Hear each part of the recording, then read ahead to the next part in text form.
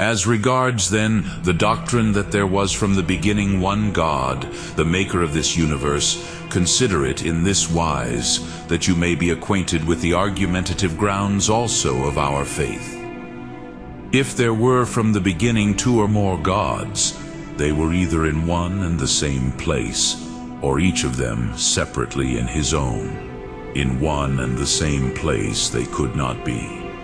For if they are gods, they are not alike. But because they are uncreated, they are unlike. For created things are like their patterns, but the uncreated are unlike, being neither produced from anyone, nor formed after the pattern of anyone. Hand and eye and foot are parts of one body, making up together one man. Is God in this sense one? And indeed Socrates was compounded and divided into parts, just because he was created and perishable. But God is uncreated and impassible and indivisible, does not therefore consist of parts.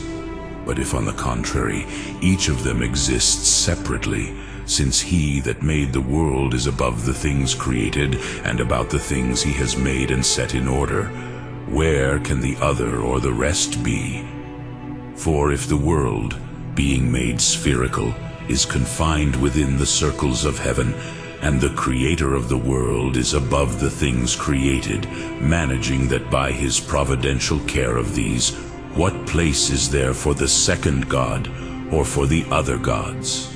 For he is not in the world because it belongs to the other, nor about the world, for God the maker of the world is above it. But if he is neither in the world nor about the world, for all that surrounds it is occupied by this one, where is he? Is above the world and the first God, in another world or about another. But if he is in another or about another, then he is not about us, for he does not govern the world, nor is his power great, for he exists in a circumscribed space. But if he is neither in another world, for all things are filled by the other, nor about another, for all things are occupied by the other, he clearly does not exist at all, for there is no place in which he can be. Or what does he do, seeing that there is another to whom the world belongs? And he is above the maker of the world, and yet is neither in the world nor about the world.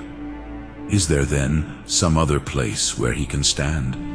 But God and what belongs to God are above him, and what too shall be the place, seeing that the other fills the regions which are above the world?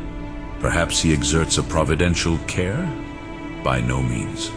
And yet, unless he does so, he has done nothing. If then, he neither does anything nor exercises providential care, and if there is not another place in which he is, then this being of whom we speak is the one God from the beginning, and the sole maker of the world.